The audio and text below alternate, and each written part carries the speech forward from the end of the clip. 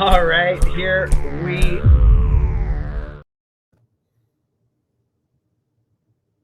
Oh, we were getting a little crazy there. What's going on, boys? Chris Mancuso here.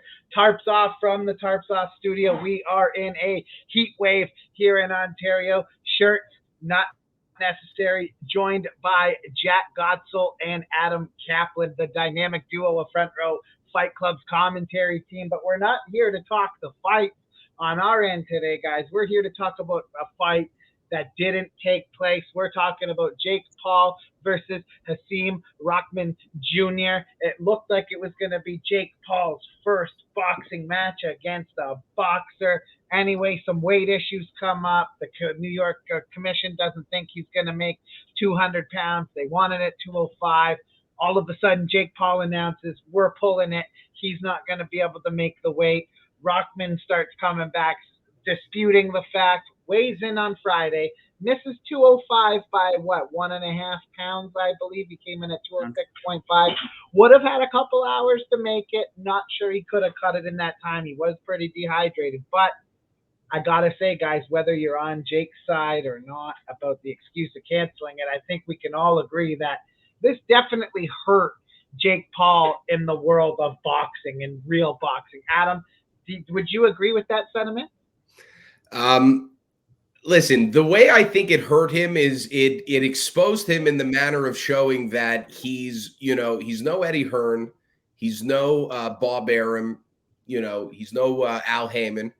He tried to put in a contract in stating that if Rahman Jr. wants to show up overweight, that he will find the shit out of him, right? But then he turns around and he says that he can't make weight, and then attempts to make the weight and misses it by 1.6, which I thought was stupid. You should have cut the 1.6. Yeah. So what was the point of putting in the contract that you were going to find the shit out of him when you then pull out of the fight deeming that he can't make weight? But you agreed on the contract that you would have fought him at 215 or even 220. You just would have paid him his minimum of $5K, depending on how heavy he was. So in that sense, definitely hurt his brand for sure. And then, then the guy goes out and calls out KSI, which makes sense. He's the only person in YouTube boxing that he should be calling out. But at the same time, if we're going by sagas, we're in the fighting a real boxer saga. And now you're calling out KSI. What are you doing? That was last season. This is a case of Jake being scared. I think that's exactly what this is. This is a case of Jake Paul fighting off more than he can chew. The guy only missed weight by 1.5 pounds, and Jake was panicking before this. Jake started to panic. He was looking for a way out, and he found his way out. Jake was scared of this fight. He also should be scared of the Tyson Fury fight. I don't think Jake is a real boxer. I don't think he should try to fight a real boxer because I think Jake's going to get exposed. Listen, I have to – I kind of see it on both sides of it. Like if you're Jake, Hasim Rahman Jr., fights heavyweight, I get it. He always seems to have like one little advantage, whether it's he's fighting a UFC wrestler or he's fighting a guy who's a little smaller than him, or whatever you think about the weight and whatever, right? I think that no matter what, Hasim Rahman would have been coming in and not fighting at his fullest, because this is a guy who can go to heavyweight. You give him a couple days to rehydrate. He's a professional. He's going to get some IV in him. He's going to probably be walking into that into that squared circle at about 215 to 220. So I get Paul wanting to maybe limit how big he comes into it as, but it was just all the theatrics afterwards. It didn't add up. I don't think Hasim Rahman Jr. was a big sell. I'm with Dana White. It cost $500,000 just to turn the fucking lights on at Madison Square Garden.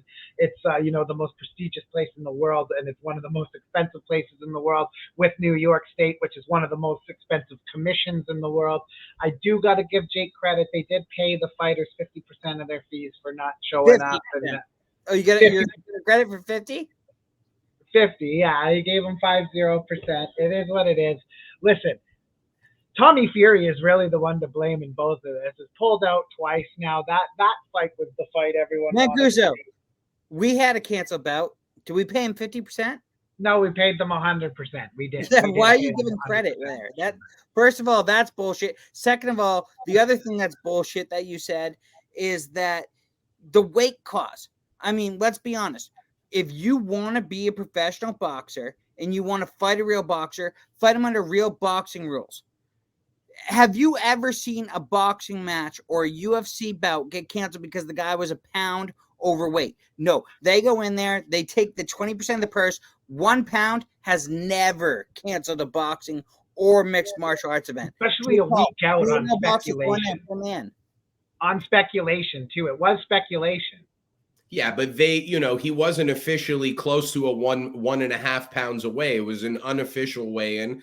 Look, I think that he does want to fight a real boxer. I think that Rahman Jr. was a good matchup because he's from what I've seen from Rahman Jr., he's a lazy fighter. I mean, what you see in the sparring against Jake Paul, it was 2 years ago, but the whole letting Jake get settled in, it is the case. But at the same time, Rahman Jr. is not an active fighter. So that's why I also thought 12-1 record and a heavyweight, not really an active fighter during the rounds. He was a great matchup for Jake, which is why to me it makes no sense why this fight didn't work out.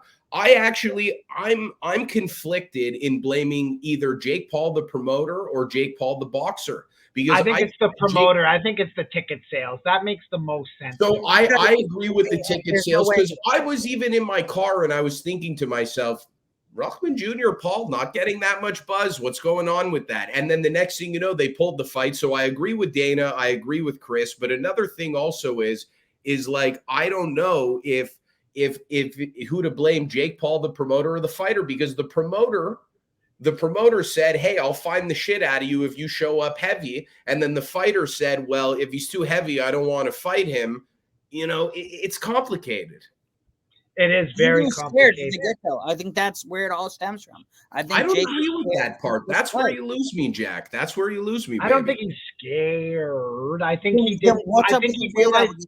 Why, when he realized with 1 pound over, was he all pull out ready?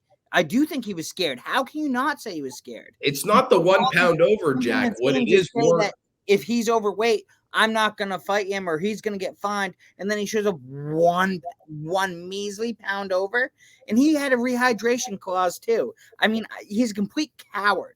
There's no, if you want to be a real boxer, then fight by the real boxing rules. You're allowed to weigh in whenever you want. You can rehydrate to whatever you want. It's a cowardly move to have a rehydration clause in there. Be a real boxer. If you want to be recognized as a real boxer, then deal with the rehydration. Be a real boxer. Well, hold on. I mean, the IBF association does put in rehydration clauses. So are you saying that the IBF association is being... Adam, they're not the same clauses. They're a lot more reasonable. No, they're not the same clauses. They're not what I'll be real with you, Jack. I'll be real with you. You're getting pretty hyped up about it when to me, I actually now agree with what Chris said a few weeks ago, where he said that the contract clauses were all fucking smoke and mirrors. Because think about it, Jack. If these contract clauses were legit, this fight would have went on, because if Rahman Jr. could or couldn't make the weight, he just would have fined the shit out of him. Jake got scared. That's why they're all smoke and mirrors, because Jake got scared. Yeah, there's no other reason. Listen, I said this as soon as the event happened. I said, whether you believe Jake Paul or not, this is all Tommy Fury's fault. 2 times he pulled out. Everyone He's done so. He's done so. He was a way more real boxer for where, dude, in boxing, someone 5 fights into their career like Jake Paul isn't normally fighting a Hasim Rahman Jr. These guys fight 10 to 12, 11, 12 fights against guys that, the promoters that are back know they're going to crush. That was out of Jake Paul's league. I do agree with that. I think Rahman Jr. probably ends up starching them now where they're at. Tommy Fury was the fight that made the most sense. He's the most in Jake's class boxer. And 2 times Tommy Fury pulled out. Both times under, Tyson broke his ribs or whatever, hitting him with the medicine ball. But Tommy was sitting way overweight. He couldn't have his dad and his brothers there. He could have figured out how to get into the country. I think Tommy Fury, because of all the stuff that happened afterwards, is getting such a free pass from this. when we're talking about scared and backed out and everything, I think of Tommy Fury more than I think of even Jake Paul. I think Tommy Fury is the biggest fucking. No, it's so much the tougher biggest going in there fumble without and your all. corners, especially when your corners are your dad and your brother. If he's just some YouTuber that you're gonna spark and kill and show up and fight Going him. to a foreign country and fighting someone by yourself is so much different. I mean, Hasim Rahman was basically on weight. He was fought only a pound and a half over. Anthony Taylor in Miami on Jake Paul's undercard, With or no in Tyson or Cleveland John. on Jake Paul's undercard without his corners. That's So an easy win, man. It's But different. isn't Jake? The big bro, fight. easy win. You're sitting around here saying that Jake Paul is like not even a real boxer and that he's Right, complete. so shouldn't Tommy Fury have sparked easy him? win? Okay, let's get this straight. Jake Paul is a good boxer in the sport. If we're talking professional boxing, absolutely not. He's not even close. He's not even one of the guys. But from a regular human standpoint, yeah, he's a pretty good boxer. Tommy Fury, barely touching the professional. I have a tough time saying Tommy Fury is a legitimate boxer. I have a tough time even saying Rahman Jr. is a real boxer, to be honest. But if we're talking serious, Jake Paul is a very talented boxer as a regular human. Okay. And so are these two guys that he was going to fight. Perfect. Right. This is a step up, though. For Jake Paul is a huge step up for Tommy. Listen, regardless of what you think, I think him going back after a KSI or something kind of affirms a little bit. I think it's a little bit of everything. You know, you book Madison Square Garden. You got Amanda Serrano on the card. You got, you're supposed to be fighting the heavyweight champion of the world's younger brother. That falls off. It's like you can't do Woodley 3 again. Nobody wanted to see Woodley 2. The whole MVP promotions, Jake Paul, everybody, they were put in such a bad position from the start from Tommy Fury. But I do think that it was more of a ticket sales. Now, listen, if this was Tommy Fury and the tickets weren't selling as well, I think Jake goes ahead with it because I really do think Jake is in the realm where he could beat a Tommy Fury. I think Hasim Rahman was a little bit out of his realm. I know everyone's like, oh, the sparring footage. Listen, Jake Paul's camp operates in a certain way. I mean, you Adam, you heard the corners even yelling for Jake in that. Some of the advice they're giving him is, oh, good job. And it's like, no, that's not a good job. That's not what he should be doing. He shouldn't be doing that. And it's like, I wouldn't even doubt if Rahman came in. I mean, it looked like he was only throwing one hand in that sparring session. I do take nothing from that sparring session. Exactly. Either way, even when Jake ran and ran the other way, he's a runner, he's a track star, whatever. Yeah, that right? was nothing. That was nothing either. Yeah. I don't take any stock from any side on that sparring footage. Yeah. I do not want to go into the sparring footage because Adam Kaplan knows a lot more than I do. He is the boxing expert down there. He knows. You got to admit, there wasn't much to be seen in that footage. No, I haven't watched it yet, but I could guarantee that there's not much to take from it. I mean, look, anybody who's the real deal knows that, sparring will tell you a little bit, but it won't paint the whole picture. Never. And especially if you're showing sparring from years ago and it's not recent, it's like, all right, man, like relax with that. And you got to think, Jake's only, a year and a half, 2 years into his career. Yeah, exactly. Starting to get it serious. Like Rahman's not going to go in there getting paid what he was probably getting paid to go in there to give him rounds and belt him around either. Like, it's just that whole sparring, both guys are trying to. The coaches also talk to Paul's sparring partners before and kind of tell them how it's going to go. You're going to get paid, you're going to listen, and then you're going to get the fuck out. Like, not all of them are treated like gold or anything like that. But, I do agree with what you were saying before again, Chris. A big thing that comes out to me is the business side of MVP promotions and what kind of slipped up here. Because, when you look at it, Jake Paul's last 2 fights were in the Amalie Arena in Tampa Bay, Florida, and then the previous one where the Cleveland Cavaliers played. And then now all of a sudden you're going to MSG, and I know you got Serrano on the undercard, but it's like, slow down, guys. Like, you just went from Cleveland to Tampa Bay, which are big markets in other sports, basketball, hockey, etc. But then you go into MSG after, it's like, yo, man, it's like your 6th fight, you're fighting a real boxer who's like already deemed as not even that sick, and like you're trying to sell out MSG, like slow down a little bit here. So, I really think on the business front, this is where Paul and his team really slipped up. I actually, like I said, I was conflicted before about the fighter versus the promo. I really think that on the business side, this is where they slipped up on things. And I think that's where ultimately they pulled the card, was because of the business thing. Because, if they really were looking to get out of the fight, Jake could have just said, I hurt my ribs, and got out of the fight. He could have said, I got a concussion. All he has to do is get a doctor to look at his eyes and go, ooh, and look sideways, right? He could have got out of the fight in a way better manner, or you know what I mean? They could have found two really good boxers to match up last minute to take the purse size. It's like they could have continued the event without Jake and still had him promote it. Now, listen, it would have taken a hit, but I think if he was just looking to only get out of the fight, he would have pulled out of the fight, not canceled the entire event. Okay, well then why? Then why? Because that opens the door for people like me to say he's scared. Because it's Jake Paul and everything's an illusion with him. He should have said that, with Hasim Rahman couldn't sell tickets. It always has to be me. I'm the A side. I'm the guy that always sells the tickets. These guys don't do their job. He did make a video like that a week before he pulled it. But he lied, and that makes me think he's scared. He didn't lie. He didn't lie. He just didn't tell you all the details. It's the difference, Jack. Right. I think he lied. I think he was scared. I think he would have handled this differently if he wasn't scared. I don't believe that is possible. Now, one thing I wanted to bring up, I wanted to ask you guys is, how do you guys feel about Hasim Rahman Jr. thinking that he could have potentially went into this bout without even attempting to make weight, got paid the minimum of $5,000, and should he have gone in there and knocked out Jake Paul, he was under the impression that that would have put him on the map to be in a title contention or be put into big fights.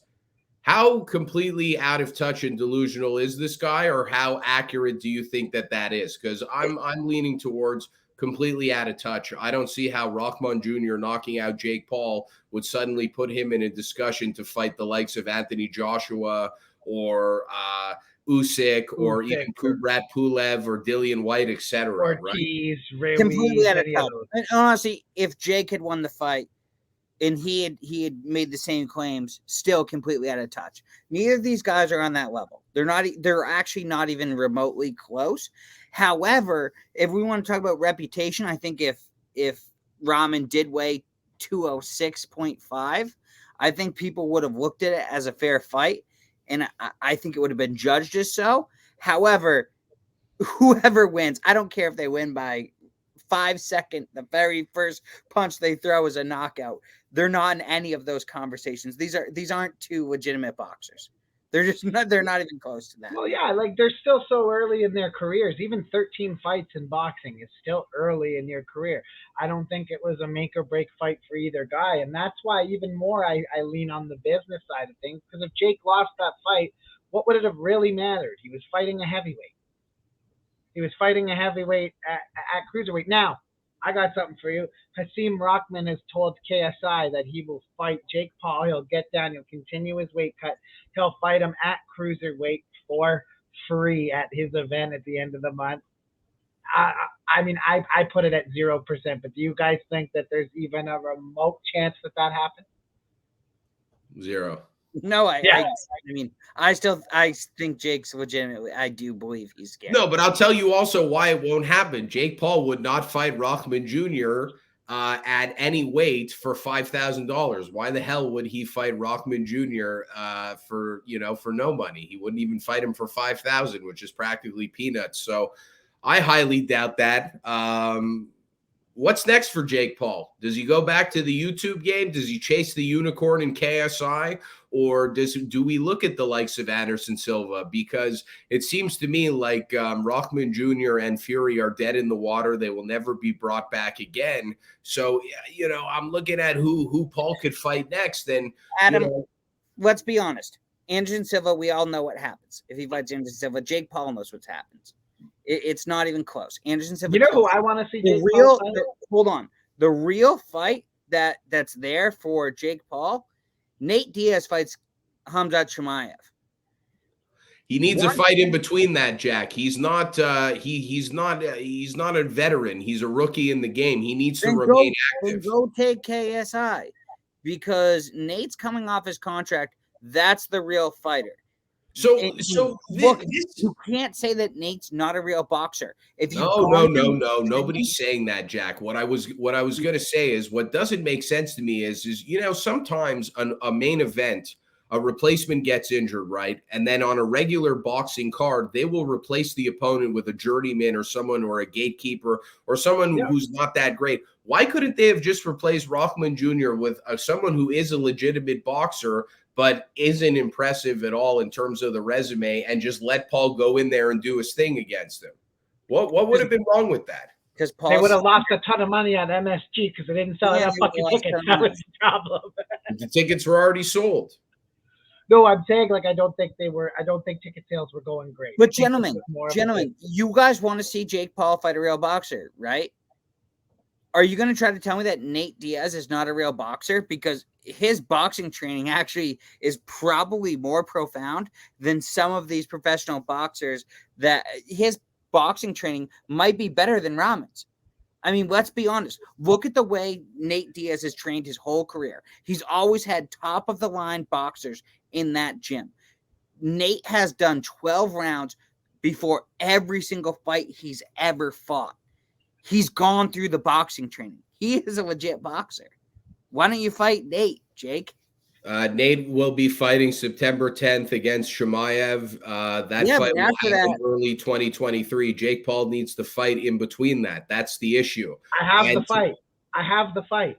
And just to credit what Jack said, you're absolutely right. I mean, when Andre Ward is telling the media that Nate Diaz was one of the main sparring partners who helped prepare him for one camp specifically, that's when you know your boxing is on another level. So take it away, Chris. Who is Jake Paul fighting next? Jake Paul versus the most famous man in the world, the man who has taken over the internet, the top G, Andrew Tate. What was he like between amateur and pro? 79 and 9, or 76 and 9 as a professional kickboxer. This is a guy, again, generates that buzz, but he's been retired. He checks the Jake Paul boxes. 35 years old and retired. Check. Doesn't train that much anymore. Check. Here's the thing, though. Record might be a little smoke and mirrors. Check. No, but see, Andrew Tate has more money. He owns casinos. He owns like webcam sites. Like, he was one of the early days webcam guys running the girls. So you're going to say his record makes him elite? No, I think that just pure popularity. And Jake trains hard. He's younger. I think it's a fight that would sell, because like I said, Andrew Tate is legitimately the most famous man on earth. And we can talk about why he's famous all day long. He's super, super, super over the top masculine. And it's like, yeah, of course people are gravitating to that. The mainstream narrative in media, whether it be in sports, entertainment, or life, has legitimately villainized being a man. And then you have Andrew Tate out here, and he's talking like it's 1955. It's like, guys are tired, like, average guys like us, where we've been the victor, we've been the fucking villain in every fucking social problem for the last decade. No wonder people are gravitating towards a guy who says these kind of issues. He's massively culturally relevant. He has been a fighter before. He's never been just a boxer. He's a kickboxer. He won't be able to use the legs. He's 10, 11 years older than Jake Paul. I think it ticks every box, and it would sell more than the Tyron Woodley 1 and the Tyron Woodley 2 pay-per-view combined. So here's the thing. More than Tommy Fury or Rockman Jr.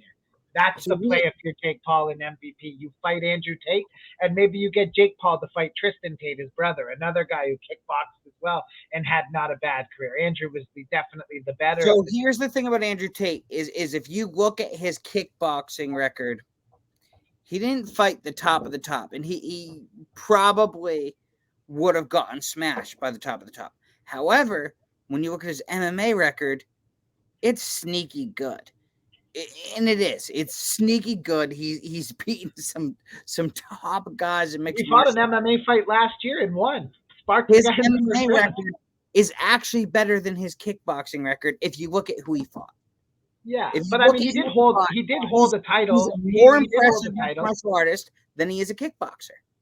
No, he held a half decent kickboxing. He was a European champion. Yeah, but he didn't. No. I'm sorry. He did not fight the top, and I think he would get killed, respectively. No, but I'm saying I think it's a great fight for whether you think Andrew Tate was a great kickboxer. He's culturally relevant. They're two of the biggest provocateurs on the internet. The hype to that fight would be insane. Logan Paul was saying his name, and he said, well, Andrew Tate's not going to be relevant next year. And Andrew Tate just came out and said, I might just buy a $5 million Bugatti and drop it off at his house and say, well, I might not be relevant next year, but you're clearly broke because you don't have a Bugatti. So here, like. But it does scare me a little bit, and it does lean me more towards Jake Paul's direction that his MMA is better than his kickboxing. I worry about him in a striking match versus Jake Paul. Maybe so, but I will say he has power, Andrew Tate. I don't know if you've ever seen some of his knockouts, but I have. They're not usually his legs. He's got fucking stone hands, man. And he can make cruiserweight. They can do that fight at cruiserweight. Adam, what do you think of Andrew Tate and Jake Paul? I think it's a great fight. I think that it's a smart fight to make, actually. I think that right now, attributes-wise, he's a taller fighter. He's longer. He's lean. He definitely weighs more right now than Paul. He has a lot of experience in the ring. He's clearly a fearless opponent. I think it's a great fight. I think it sells a lot of fucking pay-per-views. I think that if Paul wants to get anywhere near breaking records in the pay-per-view department, I actually think he would need a dance partner in Andrew Tate or KSI. I actually don't really think that anybody in the boxing realm really sells that many pay-per-views. Like even to where Jake's skill level is, it's like Tommy Fury was probably the top guy. So it's like but like KSI or Andrew Tate, maybe not as much Tate now, but KSI is massive. Like Jake Paul's maybe the B side in sales wise to both of those guys. Yeah, exactly. KSI, definitely. Yeah, man, exactly. For sure. And between KSI and Andrew Tate, you also like throw McGregor and Nate Diaz in there, and those are probably like the four most lucrative fights that Jake Paul could make. And I mean, Terry did bring it up today in our Twitter thread. Jake Paul did always say, I'm here to be the highest paid boxer. And I think that, a lot of folks get lost in the sauce and taking what this guy says a little bit too seriously. As much as for every time he says that he wants to be a real boxer, you got to wonder if that's the shtick, man. Sometimes you got to wonder if that's the shtick. And, imagine that guy every day who's like, I want to lose weight. And it's Twinkie after Twinkie after Twinkie. It's like, you're that guy, But do you wonder, does Tommy get one more chance? Because obviously, Tyson announced he's coming out of retirement. I would never give Tommy another chance. Yes, but Tyson Fury announced he's coming out of retirement today. Fuck him. That happened today. That happened a couple hours ago. If I'm Jake Paul, I never give Tommy Fury was never retiring, number one, so it's not that big of a deal that he's coming back. The trilogy sounds fun, though. We all trilogy that never happened. It's like this is Tyson's fighting the trilogy. He's coming out of retirement to fight a trilogy versus Chisora? Yes. Okay. I don't want to see that at all.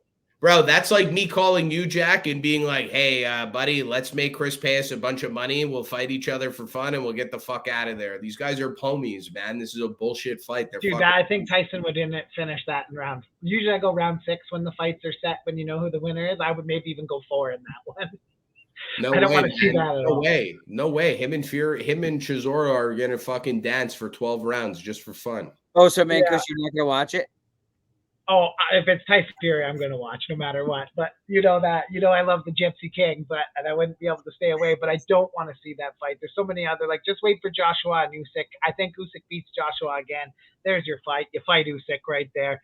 The fight people want to see. It's a competitive fight. Dillian Schight was not a competitive fight for him. You knew that he was just gonna spark him. Absolute no-brainer. But what I will bring it back here. I think a pay-per-view of the Tates versus the Pauls smashes the boxing pay-per-view record. I think Logan, if you had Logan and Jake versus Andrew and Tristan, whichever way you want to match them up, they're all kind of in the same size range. That's where I go if I'm MVP Promotions and Jake Paul, because they definitely lost a few $1,000,000 on this card being canceled and paying the fighters. You earn it back instantly if you put on a card like that. Paying the fighters half price. Well, I'm going to be calling up Scott Hudson, telling him to send half back. I'm going to be like, see fucking Jake Paul. I'm just kidding. Shout out to handsome Scott. Hey, guys, you mind giving half back? No, could you imagine? Yeah, imagine. Apparently, Logan Paul and Dylan Dennis have had some inklings. I mean, that is something that we've heard about forever. I don't know if that'll actually ever happen, but realistically, if Dylan Dennis versus Logan Paul would happen, you know, it'd be interesting to see how I would see it because, you know, Dylan Dennis, WWE, brother. Well, what? I said the only way that's happened is in the WWE, brother. Pretty much, man. Like the Dennis, mindset where Dylan Dennis lives anyway. Yeah, Dennis yeah, is like, listen, I think Logan Paul would annihilate Dylan.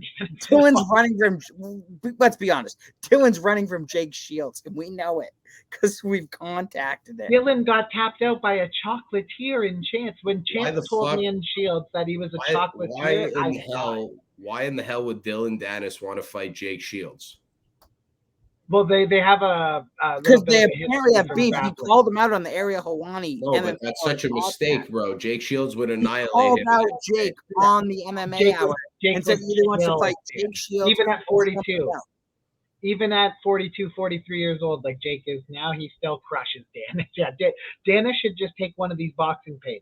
Dennis is funny. Dennis, like, every time he tweets, oh, win $1,000 if I do this. He never gives the people the money. Like, I find that funny, dude. Like, I get Dennis. But get out of actual fighting and get into the fun fighting. And because he would make this YouTube, like, there's a market for this. There's entertainment boxing is here to stay. All the YouTubers, all the TikTok kids, how they going to settle their beef with a fucking boxing match. And I like that. If Alex, like, I don't like when they try to sell it as real boxing.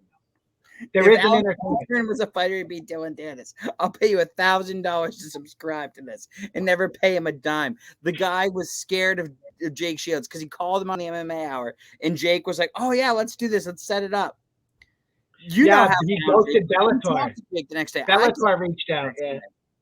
Yeah, Bellator actually reached out to Jake, and then they reached out to Dennis, and then apparently Dennis stopped getting back to the matchmaker. Jake was so down. So, like, Dylan actually ran away from that and was actually scared. But he needs to box. So down. If Dylan Dennis can box Logan Paul is such a global superstar. He'd make so much money, even being the B-side to that fight, man. I would do anything to fight Logan Paul. You know the money he generates? Anything in this world. Even if he took my head right off, I'd fight him for just the exposure alone is worth it, guys. Now we can sit here and argue all day, boys, but I think at the end of the day, Jake Paul isn't going anywhere. He's always going to be relevant. Is he going to be trying to really get that next big boxer fight? Maybe not. I think it might be better served to go into a circus fight, so to speak, circus fight. I call them entertainment boxing. I think there's nothing more entertainment than the Tates versus the Pauls. And then if the Pauls were to win that, imagine it's the Diaz brothers versus the Pauls. Like, there's so much you can do in this entertainment boxing, man. That's why I'm not against it. That's what I'm going to close this out on. I'm not against entertainment boxing, and I think this was more of a business decision from Jake. But I think he also kind of got smacked back into the entertainment boxing world. I don't think many boxers, many promoters are going to be looking to sign on the dotted line there, especially if there's some clause shenanigans and stuff. Save that for the YouTube circuit. Adam, I think you said this earlier. When all said and is done, this is going to be known as the entertainment era of boxing in mixed martial arts. And I agree with that, Adam. That was one of the smartest things you ever said. This is the entertainment era. It is what it is. It is what it is. It is what it is. It's fun to talk about. Look, we sat here for 35 minutes sitting here talking about Jake Paul boxing. I mean, who would have guessed that? Yeah. Even when he knocked out Askren, I didn't think we'd be sitting here talking about him this serious, guys. Make sure you hit the subscribe button. Hit that little bell so that way you know we are going live. We're always hitting live streams, live watch parties, podcasts, roundtables, and our very own Front Row Fight Club, guys. I'm Chris Mancuso. That's Jack Gotzel and Adam Kaplan. Till next time.